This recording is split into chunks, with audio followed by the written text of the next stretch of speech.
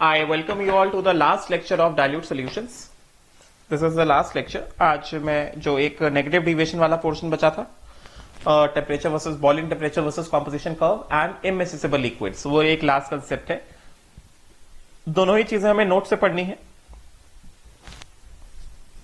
तो solutions of type 1 and type 2 वो मैंने पढ़ा दिया था. आई होप सो क्लियर हुआ होगा. ठीक है.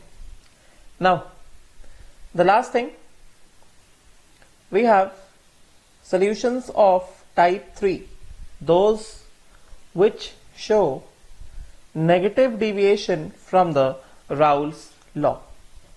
Solutions of type 3, those which show negative deviation from the Raoult's law. आखिर उनमें सेपरेशन कैसे किया जाएगा? सेपरेशन फ्रैक्शनल डिस्टिलेशन से होगा. देखते हैं कैसे होगा. फर्स्ट ऑफ ऑल, जैसा मैंने बाकी के केसेस में बताया, इंपॉर्टेंट पॉइंट्स इसके बारे में.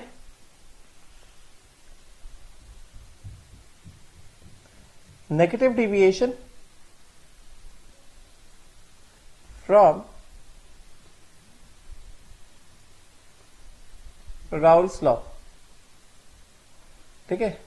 सो ऐसे सॉल्यूशन, सच सॉल्यूशंस, तो मान लेते हैं कि liquid A, this is less volatile,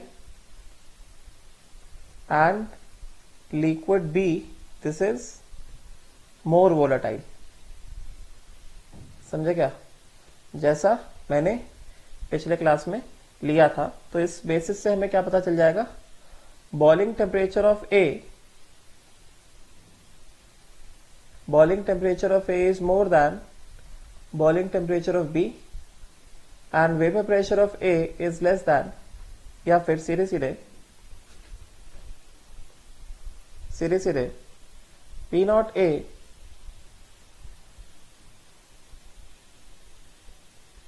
is less than P not B. ठीक है. राइट. अच्छा, तो such solutions, those which show negative deviation from the Raoult's law, such solutions form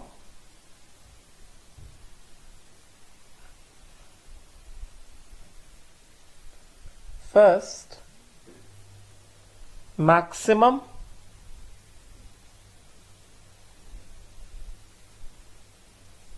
boiling azeotrope. बाकी फीचर्स मैंने बता दिए, नेगेटिव डिविएशन, पॉजिटिव डिविएशन के. They form maximum boiling azeotrope. मतलब क्या? Boiling point of azeotrope, azeotropic mixture is more than boiling point of A, which in turn is more than boiling point of B. Yes. And secondly, they form minimum vapor pressure azeotrope. इसका मतलब क्या?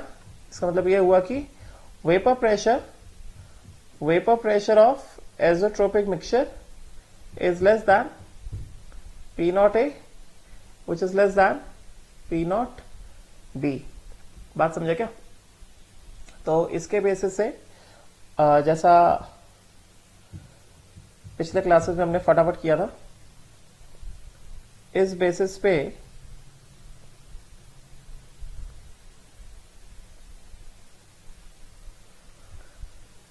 अगर हम लोग यहां पे vapour pressures को plot करते हैं, इसको हमने प्लॉट किया P नॉट A, इसको हमने प्लॉट किया P नॉट B. ठीक है. तो vapour pressure versus composition curve में, this is what composition. This is chi A in the liquid phase is equal to 1, chi B in the vapour phase is equal to 0, chi A in the liquid phase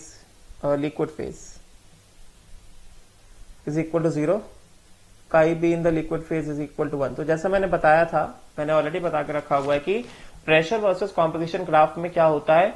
liquid curve ऊपर होता है, vapour curve कैसा होता है? नीचे होता है. ठीक है. राइट. क्योंकि ये negative deviation from the Raoult's law है. तो अगर ये negative deviation from the Raoult's law है, तो डेफिनेटली यहां पे क्या हो रहा है? यहां पे what is happening over here? यहां पे मिनिमम वेपर प्रेशर एजोट्रोप बनेगा. ठीक है. तो अगर यहां पे मिनिमम वेपर प्रेशर एजोट्रोप बनेगा, वेट, यहां पे, हाँ ठीक है,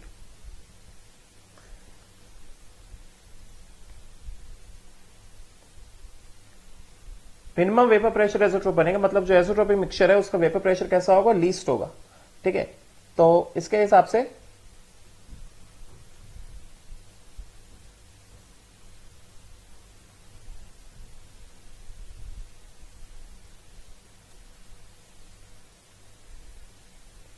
ये ऐसा समझे क्या, ऊपर वाला curve is the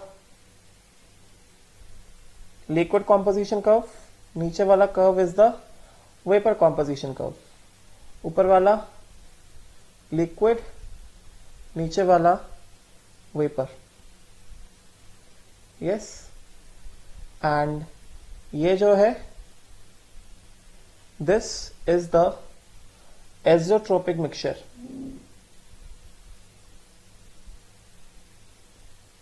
this is chi-azotrope in the liquid phase. बात समझे क्या, राइट तो हमें यहां से एक चीज क्लियर दिखाई दे रही है कि we can see clearly that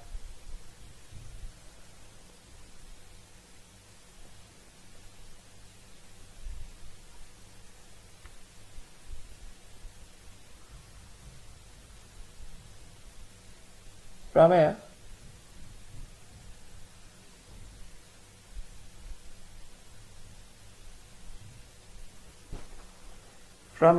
हमें क्या दिख रहा है, दिस इज व्हाट, यहां पे vapour pressure of azeotrope, vapour pressure of azeotrope, yes. This is also what, vapour pressure of azeotrope.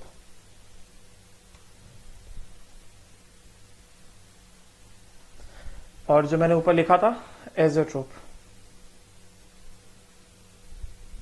और जैसे मैंने ऊपर लिखा था कि it forms the minimum vapour pressure azeotrope, vapour pressure of azeotropic mixture सबसे कम है as compare to P not A and P naught B. ठीक है, राइट। एंड इसी बेसिस पे क्या करेंगे, इसी बेसिस पे हम लोग on the same basis will form what, will form the boiling temperature composition curve, will form the boiling temperature composition curve। तो ये boiling temperature composition curve जो है किस तरह से आएगा,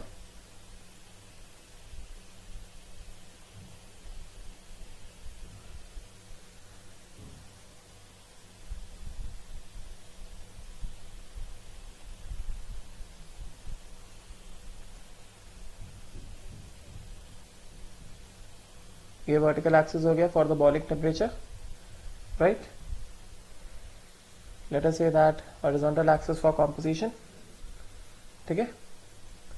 और यहां पे क्या मान लेंगे, काई ए इन द लिक्विड फेज 1, काई B in the liquid phase 0, काई ए इन द लिक्विड फेज 0, काई B in the liquid phase कितना 1, ठीक है, right. Because A is less volatile तो डेफिनेटली बॉइलिंग पॉइंट ऑफ ए जो है ज्यादा होगा and boiling point of B जो है कैसा होगा, कम होगा, ठीक है, राइट।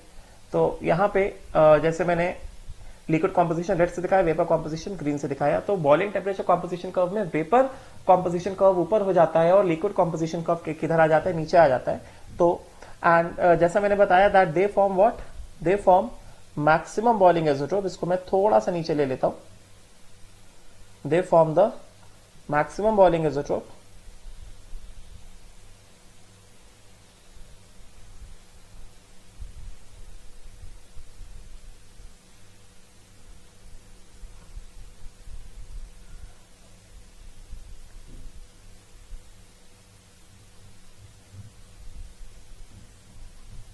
this becomes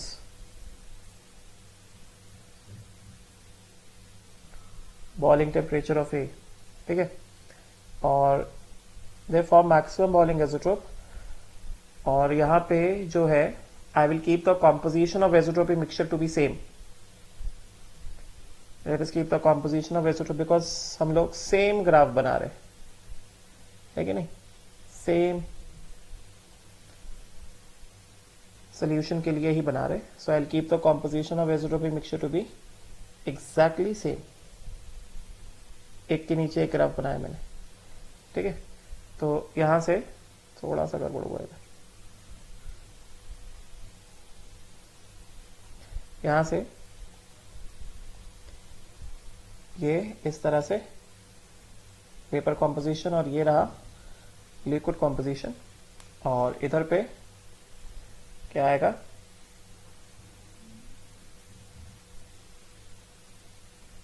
ये यहां पे क्या आएगा, ये ऐसे और ये इस तरह से. समझे क्या? राइट. एंड ये जो है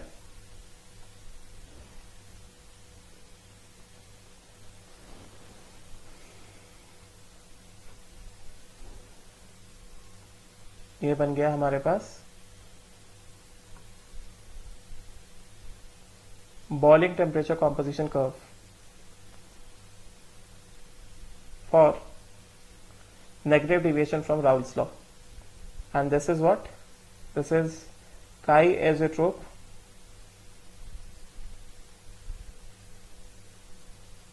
this is nothing but chi-azeotrope in the liquid phase. और हमें यहां से दिख रहा है कि ये जो है this is the azeotropic mixture. और यहां पे we can see it very clearly that बहुत ही एकदम क्लियरली देख सकते हैं कि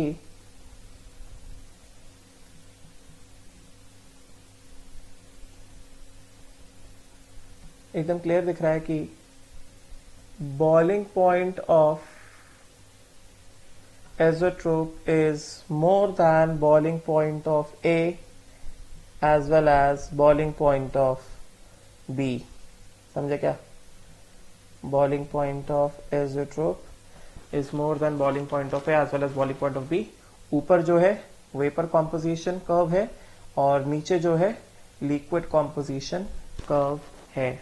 समझे क्या? Boiling temperature versus composition graph and ये है vapour pressure versus composition graph. ठीक है, अभी इसकी बात करते हैं फ्रैक्शनल डिस्टिलेशन में कि आखिर यहां पे सेपरेट आउट कैसे किया जाएगा. सो boiling temperature composition curves for liquid and vapor phases have been shown in figure 5.4c for negative deviation from the Raoult's law. ये हो गया क्या चीज 5.4c.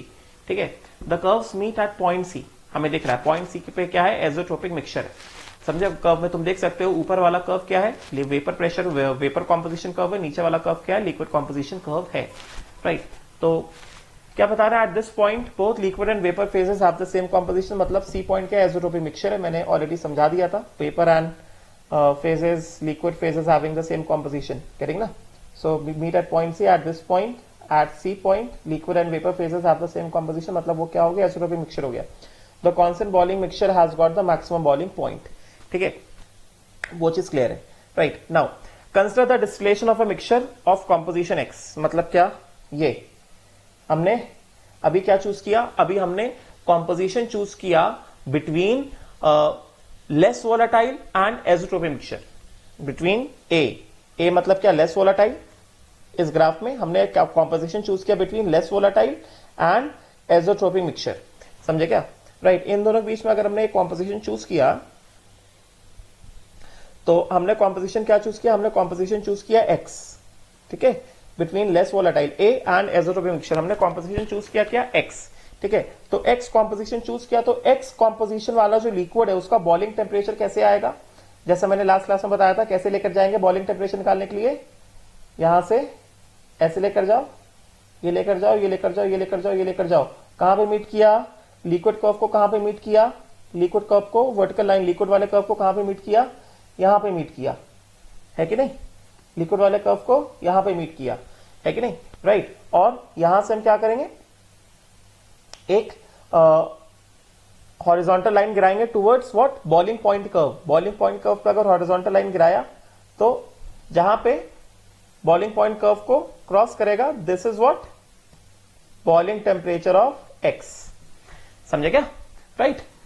उसी तरह से अभी अगर इस वाले वेपर्स को अगर हमने कंडेंस किया या इस वाले एक्स कॉम्पोजिशन में वेपर फेज कॉम्पोजिशन निकालना है, बिकॉज लिक्विड फेज कॉम्पोजिशन तो ये है। अगर हमें वेपर फेज कॉम्पोजिशन निकालना है तो वेपर फेज कॉम्पोजिशन के लिए क्या किया जाएगा, हम लोग यहां से वर्टिकल लाइन बना के ऐसे ऊपर गए ऊपर गए ऊपर गए, ये लिक्विड वाले कर्व को यहां पे इंटरसेक्ट किया, रेड से दिखा रहा हूं, यहां पे इंटरसेक्ट किया, और यहां से हमने क्या किया, एक हॉरिजॉन्टल लाइन गिरा दी, हॉरिजॉन्टल लाइन वेपर वाले कर्व को कहां पे काटा, यहां पे काटा, और इस वेपर वाले कर्व से हम क्या करेंगे, एक बॉटम में एक ऐसा वर्टिकल लाइन को ला करके गिरा देंगे। वर्टिकल लाइन कहां पे मीट कर रहा है, कॉम्पोजिशन कर्व को, वर्टिकल लाइन मीट कर रहा है कॉम्पोजिशन कर्व को कहां पे, x1 पे। मतलब जो x कॉम्पोजिशन का लिक्विड है, उस x कॉम्पोजिशन के लिक्विड से वेपर्स का कॉम्पोजिशन कितना आया, x1 आया, गेटिंग ना। या फिर इनडायरेक्टली कहा जाए, उन वेपर्स को कंडेंस किया गया तो कंडेंस फॉर्म का कॉम्पोजिशन कितना आया, x1 आया। समझे क्या? तो x का जो डिस्टिलेट है, ध्यान सुनना बात को, x का जो डिस्टिलेट है that is getting richer in what, a, क्योंकि x का जो डिस्टिलेट है वो a की तरफ मूव किया ना, x का जो डिस्टिलेट है that is getting richer in what, a ना, it is moving towards what, a, मतलब x का distillate is getting richer in a। इसका मतलब x का जो रेसिडुअल लिक्विड है that will move towards what, azeotropic mixture. यही देखा था हमने पिछले क्लास में, ठीक है। चलो पढ़ते हैं। So consider the distillation of a mixture of composition X. The vapor coming off is richer in A as indicated by the composition X1. मैंने समझा दिया। The composition of the residual liquid shift towards C. मतलब क्या? Azeotropic mixture. As the distillation proceeds, मतलब बार बार अगर हमें distillate करते जाएंगे, the composition of the distillate move towards A and that of the residue move towards C. समझे क्या? तो यहां से हमको एक इंपॉर्टेंट पॉइंट क्या मिल रहा है, फॉर नेगेटिव डिविएशन हमको इंपॉर्टेंट पॉइंट क्या मिल रहा है, फॉर नेगेटिव डिविएशन हमको इंपॉर्टेंट पॉइंट ये मिल रहा है कि, फॉर नेगेटिव डिविएशन हमको इंपॉर्टेंट पॉइंट ये मिल रहा है कि, important point that we are obtaining is choose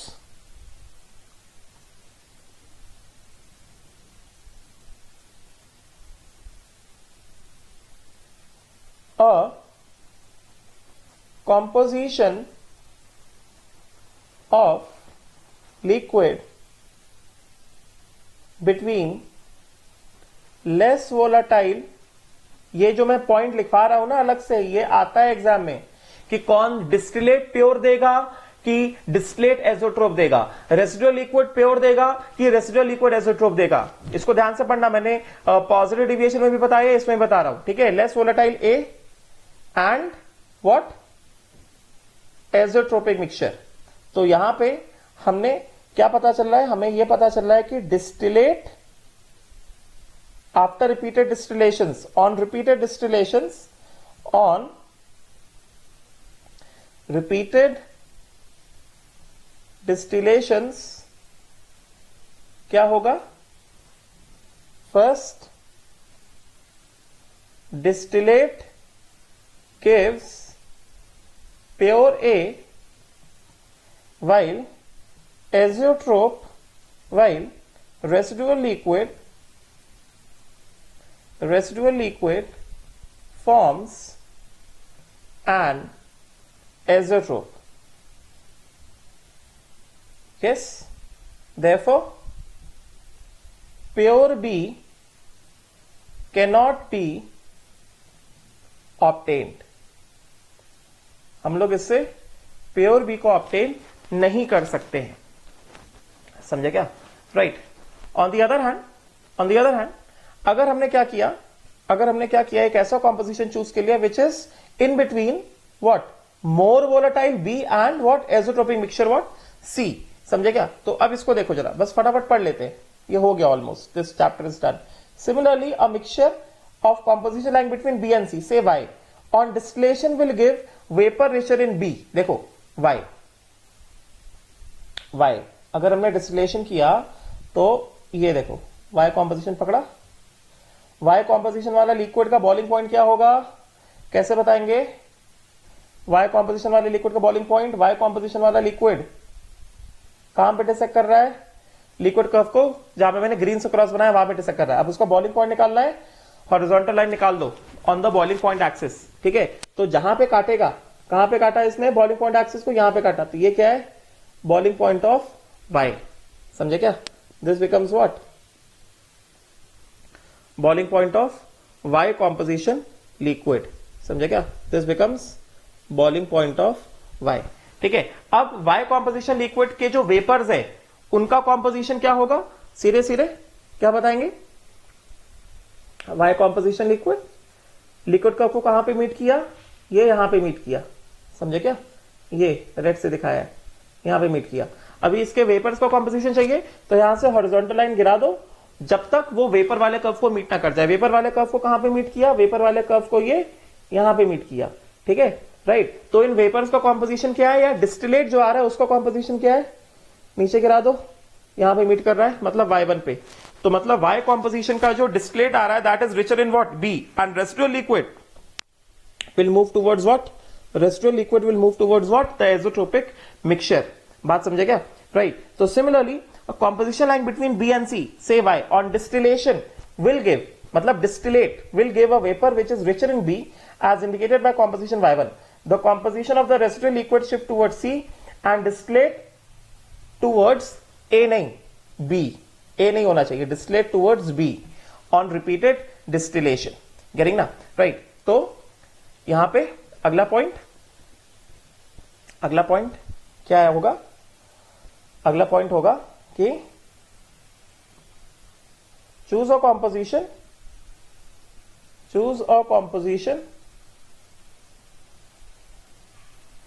between azeotrope and more volatile B।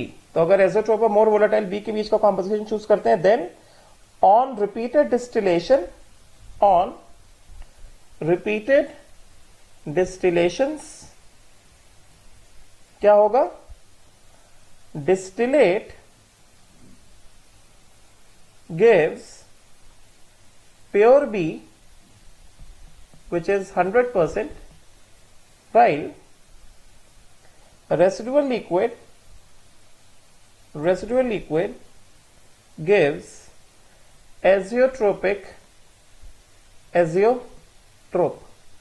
That means इस कॉम्पोजिशन से, मतलब जो हमने कॉम्पोजिशन चूज किया है, कौन सा कॉम्पोजिशन, वाई लिया है ना, between the more volatile and azeotrope, therefore 100% pure A is not obtain. I hope so clear हो गया होगा। 100% प्योर ए जो है वो ऑब्टेन नहीं होगा, समझे क्या, 100% pure A is not obtain, right. तो वही चीज बता रहे, क्या कह रहे, therefore,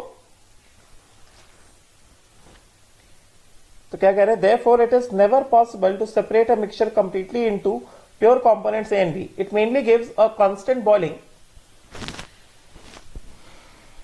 They are saying that it mainly gives a constant boiling mixture which is azeotrope, which boils without change in composition. और उसके बाद एक बार azeotrope आ गया, फिर हम और further separate नहीं कर सकते हैं, which can never be separated, मतलब azeotropes can never be separated by what, distillation.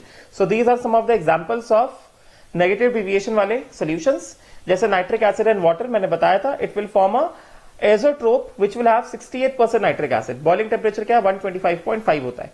देख रहे हो कि बॉइलिंग टेम्परेचर जो है it is more than boiling temperature of water, azeotrope का boiling temperature is more than boiling temperature of water. फिर acetic acid pyridine, azeotrope is 65% pyridine, boiling temperature is 139 degree. Chloroform acetone, मैंने example बताया था, chloroform acetone it forms a negative deviation. Maximum boiling azeotrope, azeotrope के पास क्या होता है, 80% chloroform होता है, 65 degree Celsius. HCl water 79.8% water, azeotrope के पास बॉइलिंग टेम्परेचर कितना, 108.6, मतलब क्या, boiling point is more than that of water, मतलब boiling point is more than that of HCl as well as more than that of water. बात समझे क्या, right. So this is regarding the azeotrope and separation using fractional distillation. करेंगे ना, ये मैंने जो है फ्रैक्शनल डिस्टिलेशन वाला पार्ट तुम्हें पूरा पढ़ा दिया, ठीक है। थ्योरी वाला पार्ट है, इसको रीड करना। अभी बुकलेट के जितने बचे हुए क्वेश्चंस है वो देता हूं। अभी हम लोग नेक्स्ट पार्ट पे मूव करते हैं, which is what, the immiscible liquids, ठीक है। बहुत सिंपल है, एकदम थ्योरी है, मैं उसमें कुछ लिख नहीं रहा हूं, जैसा थ्योरी दिया गया उसको मैं तुम्हें वैसे ही पढ़ा देता हूं, ठीक है। तो इसमें है पेज नंबर 30, इमिसिबल, उसका question sometimes they ask the questions, तो देख लेते हैं एक बार, देखने में कुछ नहीं जा रहा है। immiscible liquids कहाँ गया? Wait.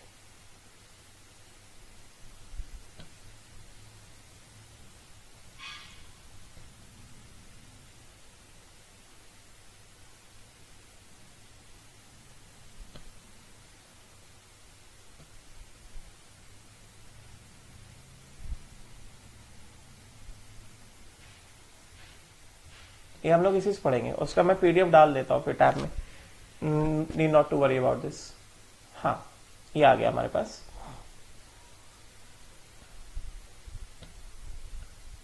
तो वी गेट दिस। अरे भाई हैंग क्यों हो रहा है?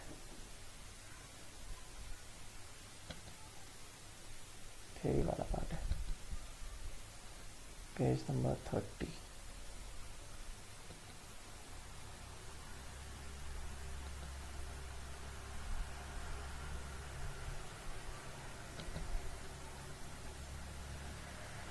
Yes,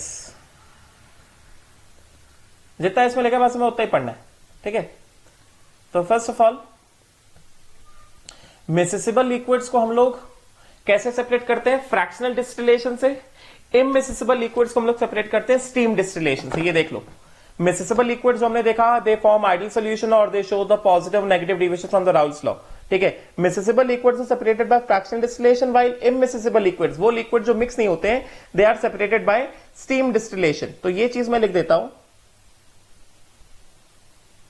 miscible liquids are separated by fractional distillation,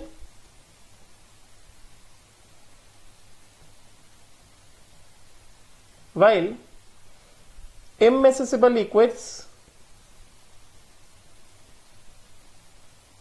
they are separated by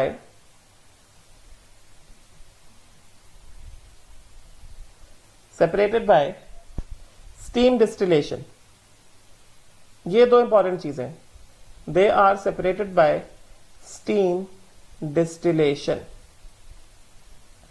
मिसिसिबल liquids are separated by fractional distillation, whereas they are separated by simple steam distillation.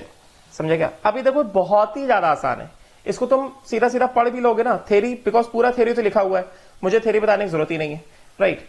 देखो इमिसिसिबल liquid, जैसे इमिसिसिबल liquids मैंने पहले बहुत सारा लिखा हुआ है। इमिसिसिबल लिक्विड जैसे organic solvent and polar solvent, those are what? Immiscible. जैसे benzene and water, nitrobenzene and water, toluene and water, समझे क्या? राइट, CCl4 एंड वाटर, ये सब कैसे इमिसिसिबल लिक्विड्स होंगे? तो generally organic liquid and polar liquids, they are what? Immiscible, मतलब they do not mix। जैसे मैंने बताया, ऑर्गेनिक में बेंजीन एंड पोलर में क्या? वाटर। दूसरा जो मैंने बताया नाइट्रोबेंजीन एंड वाटर, समझे क्या? तीसरा जो मैंने बताया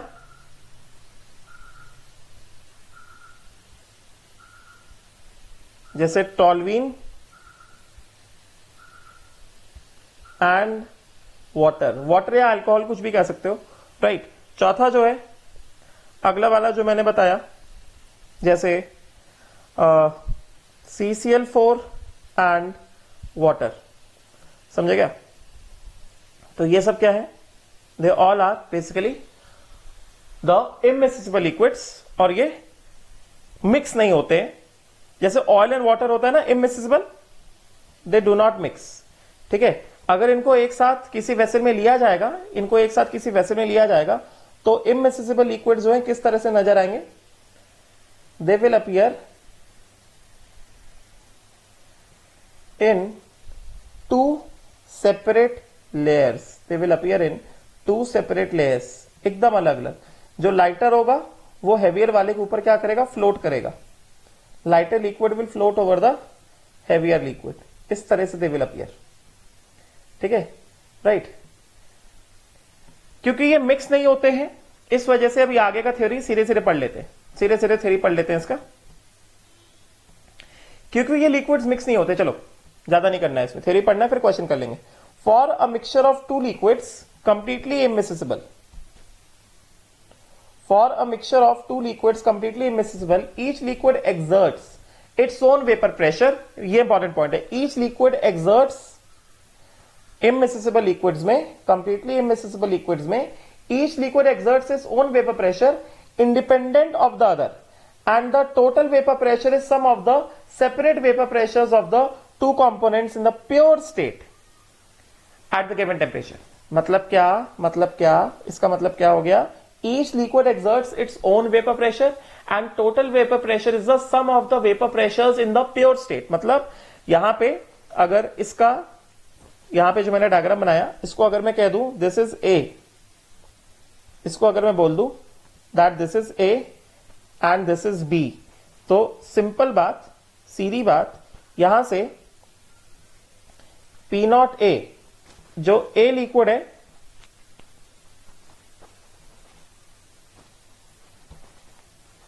total vapour pressure of the mixture, इसको सॉल्यूशन तो बोलेंगे नहीं, इसको मिक्सचर बोलेंगे, total vapour pressure of the mixture this will be equal to कितना, P naught A plus P naught B. क्योंकि ये मिक्स नहीं हो रहे एक दूसरे में, तो यहां पे काई ए इन द लिक्विड फेज कितना है, 1 रहेगा, मतलब काई, क्योंकि मिक्स नहीं हो रहे ना, अलग अलग है ना, तो ए अपने में अलग है, बी अपने में अलग है, तो काई ए इन द लिक्विड फेज 1 है, काई B in the liquid phase कैसा है, 1 है, ठीक है। और इनके जो वेपर्स है, जैसा मैंने स्टार्टिंग में बताया था, इसके लेक्चर्स के स्टार्टिंग में मैंने इस तरह से बताया था ना, मैंने ये पूरा ऐसा, ये ऐसे मैंने ये पूरा ऐसे कवर बना के दिया था, ठीक है। और यहां पे वेपर्स थे, सपोज करो यहां पे सपोज करो ये ए वाले लिक्विड के वेपर्स है, ठीक है, और सपोज करो कि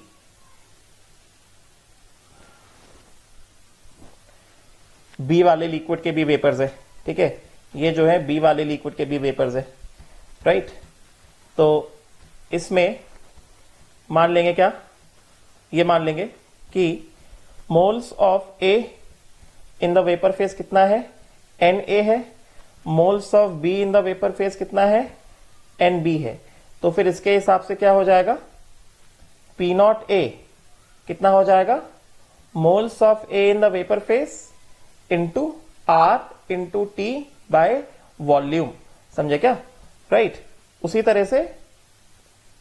तरह से moles of B in the vapour pressure of B, मतलब pressure exerted by B is equal to moles of B in the vapour phase into R into T by volume, because दोनों एक ही vessel में ना, तो volume of vapour तो दोनों के लिए सेम ही रहेगा ना, राइट। इस तरह से है, ठीक है।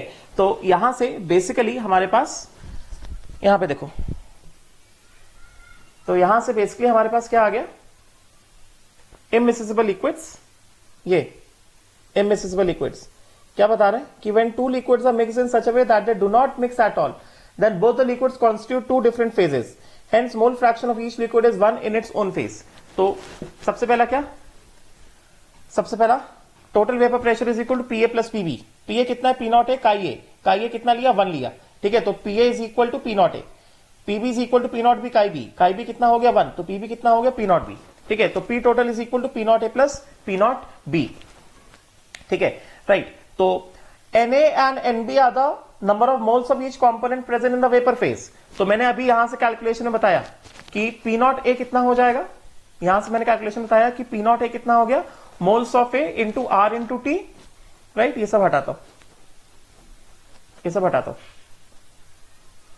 तो इसके हिसाब से पुराना पढ़ाया हुआ है, I just remove all this. तो इसके हिसाब से हमको क्या मिल रहा है, therefore P naught A is equal to कितना, moles of A in the vapor phase into R into T by V, and P naught B is equal to कितना, moles of B in the vapor phase into R into T by V। ये तो R into T by V क्या हो गया, cancel out हो गया, ठीक है। तो ये चीज जो यूज होती है कैलकुलेशन में, ये क्या आ जाएगा, यहां से क्या आ जाएगा, P naught A upon P naught B is equal to कितना, moles of A in the vapour phase upon moles of B in the vapour phase, ये इंपॉर्टेंट, ठीक है ना। ये चीज यहां पे बताई गई है कि यहां से P not A upon P naught B is equal to कितना, सेकेंड वाला, फिफ्थ वाला एक्सप्रेशन जो है, सारे एक्सप्रेशन देखे हुए ऐसे यहां पे, थैंक यू, हो गया, सही हो गया। हाँ, तो यहां से क्या दिख रहा है हमें, we can see from here that P not A upon P naught B is equal to कितना, moles of A upon moles of B in the vapour phase. पहला फर्स्ट एक्सप्रेशन क्लियर हो गया हमें, ठीक है, सेकंड वाला expression clear हो गया, थर्ड क्लियर हो गया, फोर्थ क्लियर हो गया, अभी फिफ्थ वाला एक्सप्रेशन मैंने क्लियर कर दिया। This is what, this is moles in the vapour phase, समझे क्या। तो इसको जो है ये क्या होना चाहिए, moles in the vapour phase, ये भी moles in the vapour phase, ठीक है। अभी सपोज करो मोल्स वेपर में जो वेपर्स आए हैं यहां पे, जब हमने यहां पे देखा moles in the vapour phase जो आए, यहां से moles in the vapour phase जो आया है हमारे पास ओवर हेयर, जो वेपर्स बने हैं यहां पे, जो वेपर्स बने हैं ये वेपर्स है ना, तो वेपर्स में यहां पे जो वेपर्स बने हैं हमारे मतलब इस लिक्विड्स के, mass of A in the vapour phase is equal to कितना, moles of A in the vapour phase into molar mass of A, समझे क्या।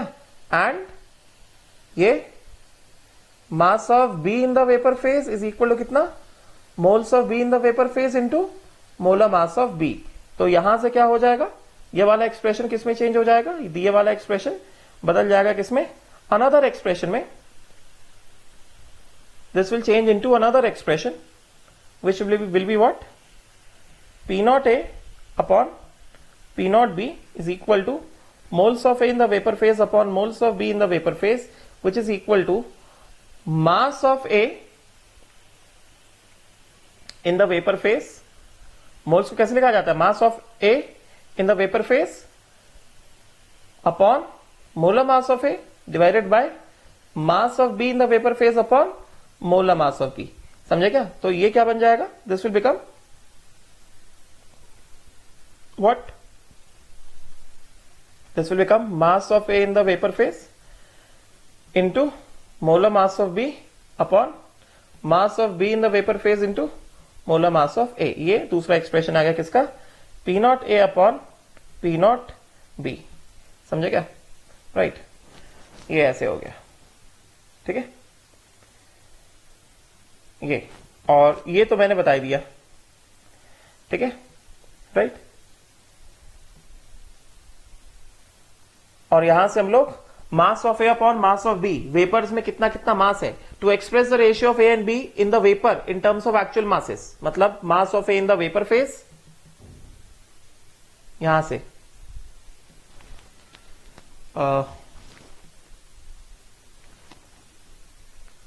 why is it hanging again and again, हाँ यहां से mass of A in the vapour phase upon mass of B in the vapour phase. Mass क्या होता है, moles into molar मास होता है ना, तो moles of A into molar mass of A upon moles of B into molar mass of B, vapour phase, ठीक है।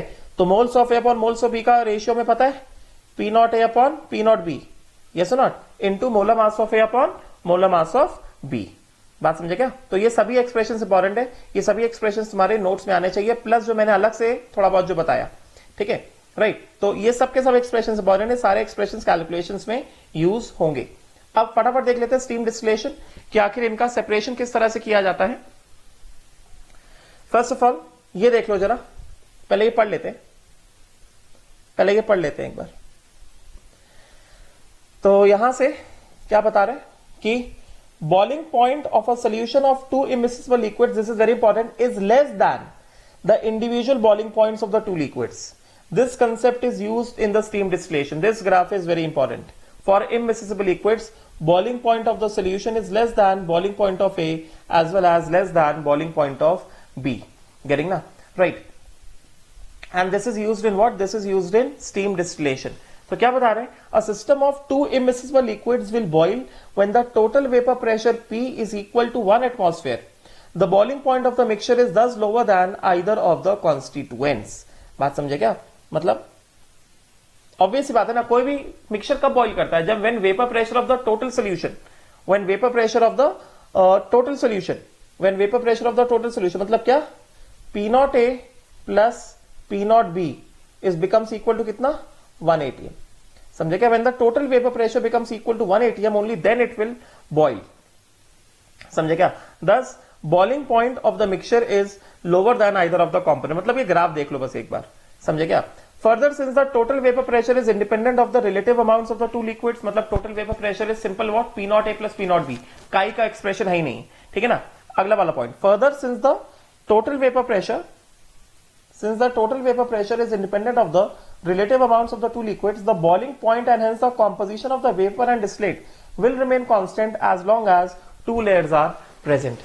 मतलब क्या, सिंपल मतलब ये हुआ कि जो डिस्टिलेट आएगा, जो वेपर्स आएंगे, उनका कॉम्पोजिशन भी चेंज नहीं होगा, उनका कॉम्पोजिशन भी कैसा रहेगा, कांस्टेंट रहेगा.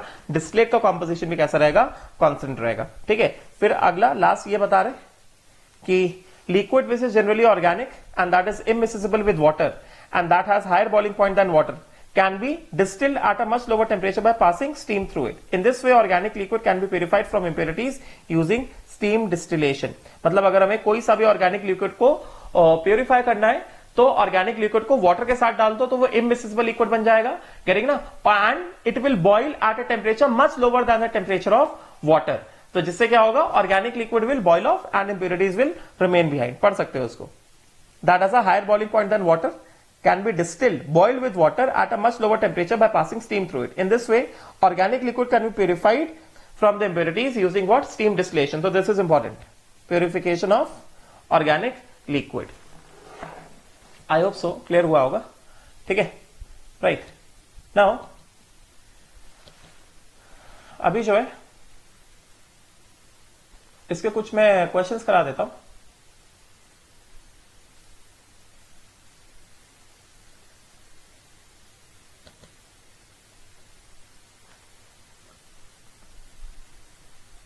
एक क्वेश्चन देख लेते हैं इसका.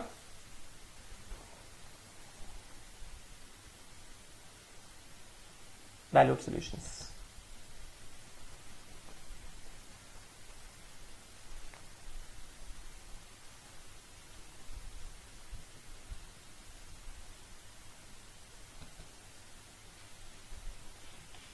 हाँ, यहां पे दिया गया इमिसिबल लिक्विड्स. ये रहा. अगर तुमने एक्सरसाइज सॉल्व किया है, बुकलेट सॉल्व किया तो देखा होगा मैंने through out the homework section D को छुआ भी नहीं. ठीक है, तो फटाफट देख लेते.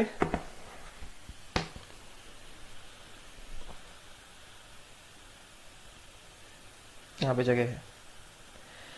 तो क्या कह रहा है, इट इज सेइंग दैट अभी हमने जितने भी एक्सप्रेशन देखे बस हमें वही एक्सप्रेशन यूज करने देना.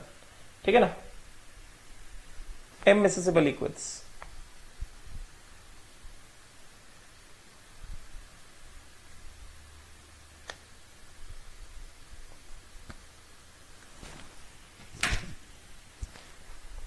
ठीक. तो let us see the first question. पहला वाला क्वेश्चन क्या कह रहा है, in the immiscible liquids. Let us read. So first question says that, पहला क्वेश्चन कहता है कि a mixture of organic liquid A and water, मतलब ऑर्गेनिक लिक्विड है तो मतलब एंड वाटर है मतलब इमिसिबल तो होना मांगता है इसको. ठीक है. तो ये कह रहा है कि a mixture of organic liquid A and water distilled under 1 atm pressure. मतलब 1 atm प्रेशर क्या है, 1 atm प्रेशर क्या है, 1 atm pressure is the total vapor pressure. 1 atm pressure is the total vapor pressure which is equal to P naught A plus P naught B. ठीक है. तो यहां पे ऑर्गेनिक लिक्विड को A लिया गया है तो P naught B क्या है, P naught A plus P naught water at 99.2 degree Celsius. मतलब 99.2 डिग्री सेल्सियस क्या है, बॉइलिंग पॉइंट ऑफ A. ठीक है. अभी हम लोग D1 की बात कर रहे हैं, D1 की बात कर रहे हैं. ठीक है. तो D1 की बात करेंगे यहां पे तो टोटल वेपर प्रेशर क्या आ गया, P naught A plus P naught water. This is equal to कितना 1 atm which is equal to 760 ml and boiling temperature कितना हो गया? बॉइलिंग टेम्परेचर हो गया 99.2 डिग्री, बिकॉज डिस्टिल हो रहा है ना, मतलब बॉयल हो रहा है ना, समझे क्या? How many grams of steel will be condensed, steam will be condensed to obtain 1 gram of liquid A in the distillate? करेंगे ना, तो मैंने अभी ऑलरेडी बताया कि डिस्टिलेट क्या होगा, जो मास वेपर का होगा वही डिस्टिलेट होगा ना, जो मास वेपर का होगा वही क्या होगा, डिस्टिलेट होगा। करेंगे ना, राइट? तो सीधी बात है। अभी सपोज कर लो कि सपोज कर लेते कि ये हमारे पास इस तरह से है, ये मान लो दिस इज ए एंड ये मान लो दिस इज वाटर, राइट? और यहां पे जो है, यहां पे जो है ये इसके दोनों के वेपर्स हैं, दोनों के वेपर्स हैं, समझे क्या? तो ये कह रहा है कि how many grams of steam will be condensed to obtain 1 gram of liquid A in the distillate. 1 gram of liquid A in the distillate, A का मास डिस्टिलेट में दिया गया, मतलब जो मास ए का डिस्टिलेट में है वही मास ए का वेपर में है, समझे क्या? इसका मतलब क्या हो गया? इसका मतलब ये हो गया mass of A in the vapour is equal to कितना, 1 gram, right? And mass of water in the vapour, ये हम नहीं जानते, बिकॉज कह रहा है how many grams of steam will be condensed. तो कंडेंस कहां से होगा? वेपर फेज से कंडेंस होगा ना, समझे क्या? राइट? तो इन वेपर्स को जब कंडेंस किया जाएगा, ये जो वेपर्स हैं इनको निकाला, ये जो वेपर्स हैं इनको इकट्ठा कर लिया, इनको इकट्ठा कर लिया यहां से ये, and they are now condensed, condensed, समझे क्या? तब जाकर आएगा ना डिस्टिलेट।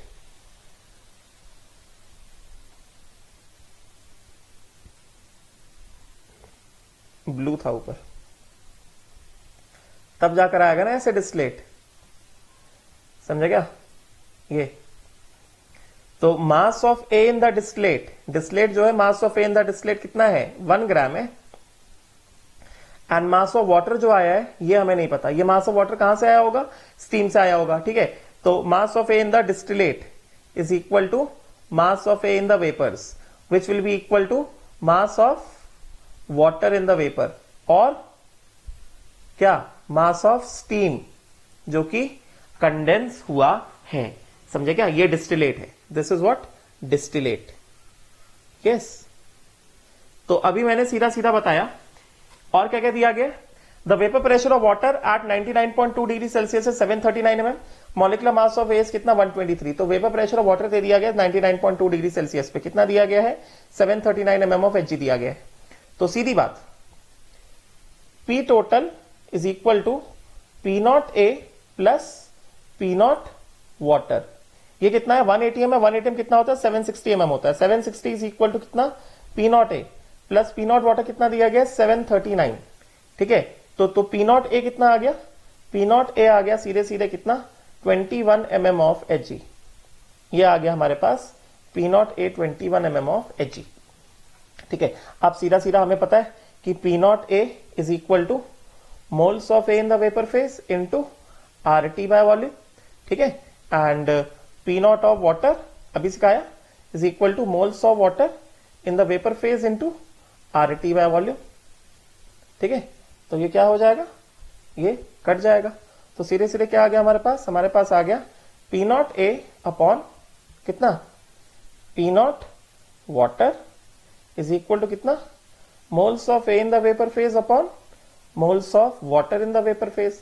तो moles of A in the vapour phase को क्या लिख सकते हैं, moles is equal to mass upon कितना, मोलर मास ना। तो जैसा मैंने बताया, mass of A in the vapour phase upon molar mass of A का मोलर मास 123 दिया गया, होल डिवाइडेड बाय कितना, mass of water in the vapour phase जो हमें निकालना है, upon molar mass of water, ठीक है? तो कितना आ गया, P नॉट ए 21 अपॉन कितना, 739, दिस इज इक्वल टू कितना, mass of A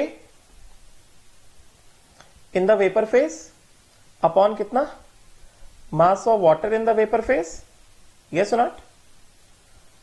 mass of water in the vapour phase into कितना, molar mass of water upon molar mass of A. समझा क्या? तो इसको यहां से कितना है, mass of A in the vapour phase कितना 1 दिया गया है। When 1 gram of liquid A is distillated, 1 gram of A in the vapours is condense, तो मास ऑफ स्टीम कितना होगा, mass of steam in the vapour हमें नहीं पता, into mass of water, molar mass of water 18, mass of A कितना दिया गया है 123, this is equal to 21 upon 739। समझे क्या? तो what is the mass of water या स्टीम और mass of steam that will be distilled, this will be equal to कितना 18 अपॉन 123 इंटू कितना 739 upon 21। Let me just check the data once. 739 ही दिया गया ना? यस 739 दिया गया। आई होप सो क्लियर हुआ होगा। ठीक है, तो इसको कैंसिल आउट कर दो। 123 दिया गया है मोलर मास ऑफ ए, शायद इसको भी चेक कर लेते हैं एक बार। मोलर मास ऑफ ए जो है दिया गया कितना 123, हाँ ठीक है सही है। तो दिख रहा है 3 से कट रहा है साफ साफ, तो 3 6 टाइम्स, 3 7 टाइम्स, ठीक है, 3 2 टाइम्स, 3 4 टाइम्स, 3 1 टाइम्स, 41। ठीक है, तो कितना आ गया हमारे पास 2 इंटू 739 अपॉन 41 इंटू 7। ठीक है, तो कितना आ जाएगा ये, will obtain it as how much 2 into 739 divided by 41 and divided by कितना 7, this comes out to be 5.1498। तो मतलब mass of water in the vapour जो कंडेंस होना चाहिए कितना 5.15 ग्राम्स, इतना मास ऑफ वाटर जो है कंडेंस होना चाहिए। बहुत सिंपल है यार, इसमें ज्यादा कुछ नहीं है। अरे यार ये क्या हो गया, ज्यादा कुछ है ही नहीं इसमें। अगला वाला देखते हैं। अगले वाले में क्या कह रहे हैं कि boiling point of a mixture of water and nitrobenzene, मैंने भी एग्जांपल बताया वाटर एंड नाइट्रोबेंजीन भी कैसे है, इमिसिबल है। तो boiling point of a mixture of water and nitrobenzene is 99 degree Celsius, the vapour pressure of water is 733 mm and the atmospheric pressure is 760। तो boiling point तो definitely boil कब होगा, when total pressure becomes equal to atmospheric pressure. अभी पढ़ा हमने, अभी पीछे ही पढ़ा हमने कि बॉइल कब होगा, when total pressure becomes equal to 1 atm atmospheric pressure, ये मैंने पहले बताया। ठीक है, और जब बॉइल हो रहा है उसमें वाटर का वेपर प्रेशर कितना है 733 है, तो नाइट्रोबेंजीन का वेपर प्रेशर निकाल लेंगे। तो मॉलिक्यूलर वेट ऑफ नाइट्रोबेंजीन दिया गया कितना 123। Find the ratio of the weight of the components of the distillate. तो डिस्टिलेट में जो वेट ऑफ द कंपोनेंट्स है वही वेट ऑफ द कंपोनेंट्स किस में होगा, गैस फेज में होगा, है कि नहीं। D2 की बात कर रहे हैं, मतलब वही चीज है। अगर हम चाहें तो ये सेम डायग्राम यूज कर सकते हैं। चलो ठीक है, सीधी बात, बिकॉज डिस्टिलेट कैसे आता है, वेपर्स को कंडेंस करने से आता है। तो सीधी बात, वेट ऑफ हम ये मान लेते हैं कि ए जो है क्या है वाटर मान लेते हैं, और बी जो है क्या है नाइट्रोबेंजीन मान लेते हैं। ठीक है, ये दोनों क्या है इमिसिबल है, दे आर इमिसिबल। ठीक है, तो पहली बात एट 99 डिग्री सेल्सियस, डिस्टिलेशन कब होता है, जब बॉयल होता है ना, at 99 degree Celsius boiling occurs,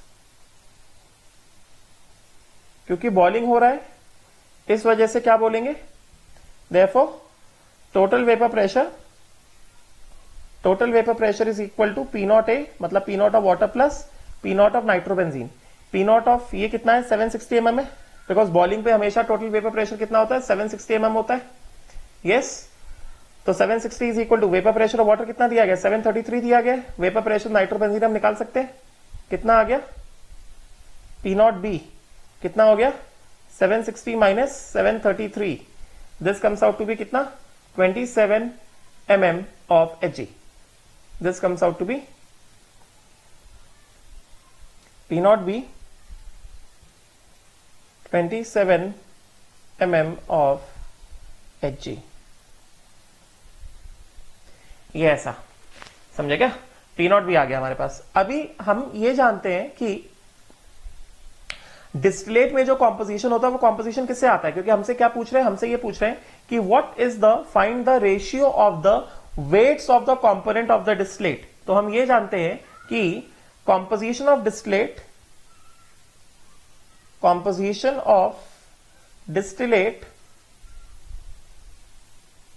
is equal to what? Composition of vapor, है कि नहीं। अब ये चीज हम लोग कई बार देख चुके हैं ना। Composition of distillate is same as composition of vapor, समझे। तो therefore weight of A in the distillate upon weight of B in the distillate will be equal to weight of A in the vapor upon weight of B in the vapor, ठीक है। And weight of A in the vapor upon weight of B in the vapor, ये कितना होता है, wait is equal to कितना, mass moles into molar mass, मतलब क्या, moles of A in the vapor into molar mass of A upon कितना, moles of B in the vapor into molar mass of B, समझे क्या, right. क्योंकि ये immiscible है, therefore यहां से सीधे सीधे क्या कर देंगे, P0A upon P0B is equal to कितना, moles of A in the vapour upon moles of B in the vapour, सीधे सीधे मैं एक्सप्रेशन यूज कर रहा हूं, ठीक है, राइट। तो ये आ गया हमारे पास moles of A upon moles of B, therefore हमें निकालना क्या है, हमें ये चीज निकालना है ना। तो moles of A upon moles of B in the vapour हमने निकाल लिया, तो सीधे सीधे ये कितना आ जाएगा, दिस इज इक्वल टू कितना, P0A upon P0B into molar mass of A upon molar mass of B, समझे क्या। P0A हमारे पास कितना आ गया 733 mm, P0B कितना है 27 into molar mass of A मतलब water 18, molar mass of B मतलब क्या, नाइट्रोबेंजीन कितना 23। So this is equal to mass of A in the distillate upon mass of B in the distillate. ये इसको ऐसे करके हम लोग सॉल्व कर देंगे, तुरंत आंसर आ जाएगा, राइट। तो इसको कैंसिल आउट भी कर सकते हैं, 3 6 टाइम्स, 3 9 टाइम्स, 3 2 टाइम्स, 3 41 टाइम्स। तो ये हो गया हमारे पास कितना, this comes out to be how much, 733 into 2 divided by 41 divided by 9, तो 3.97, this comes out to be रफली 3.97 रफली इज इक्वल टू कितना, 4:1 mass of A in the distillate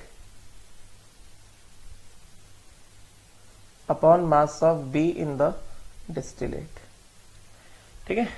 ये तो ये टॉपिक हो गया डाइल्यूट सॉल्यूशंस, इसके बुकलेट के क्वेश्चंस करने हैं, बंसल के क्वेश्चंस करने हैं, and next topic in the physical chemistry is ionic equilibrium. Will stop here, thank you.